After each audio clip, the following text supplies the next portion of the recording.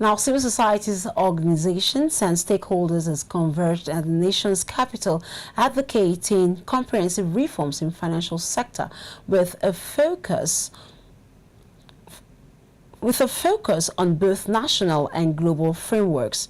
Our correspondent, Ogundano Eniola, was at the event and our reports. As the International Conference on Financing for Development approaches, civil society groups are calling for the federal government and other stakeholders to create a more just and equitable financial system that prioritizes human well-being and sustainable development. Country Director, ActionAid Nigeria, Mr. Andrew Memmadu, in his address, called for swift implementation of progressive taxation policies to reduce wealth disparities nationwide. He further highlighted the importance for a balanced financial framework, both nationally and globally, urging relief for heavily indebted nations. This national dialogue is an opportunity for civil society to develop a unified voice, grounded in justice and solidarity, to call for urgent reforms, both at home and globally. As CSOs, all of us, this is what we are proposing. For part of the things we should do for the conversation today. As CSOs, we should demand for and push for the reform of the Bretton Woods institutions and the UN agencies to suit our development as we want it. We should push for the cancellation of debts again, but it has a caveat. Unsustainable and illegitimate debts must be cancelled. Rich countries must honor their climate debt obligations. Change the system. We need a fair, transparent, and democratic global financial system, one accountable to people, not for profits, not profits-oriented. We must choose hope and justice.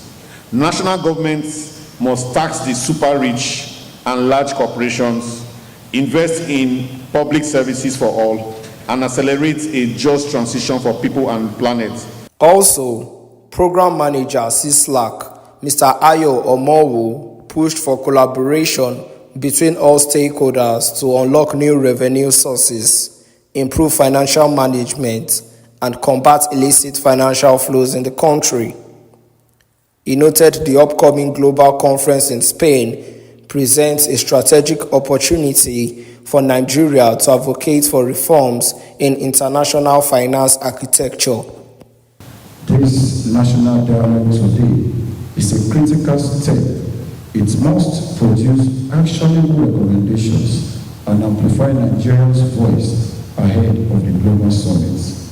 More importantly, it must bring all stakeholders, the executive, legislature, private sector, civil society, and the media onto the same page in confronting and addressing the financial deficits that stall our developments.